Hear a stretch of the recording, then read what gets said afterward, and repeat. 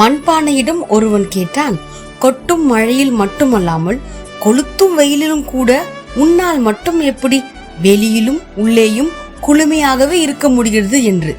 அதற்கு மண்பானை சொன்னது, எனது ஆரம்பமும் முடிவும் மண்ணில்தான் என்பது எனக்கு நன்றாக தெரியும்.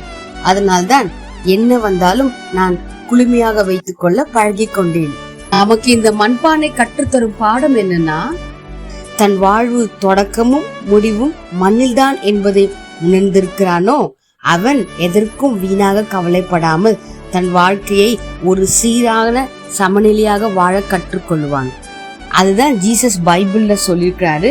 பிரசங்கி 3:20 எல்லாம் மண்ணிலே உண்டாகிறது, எல்லாம் மண்ணுக்கு திரும்புகிறது என்று.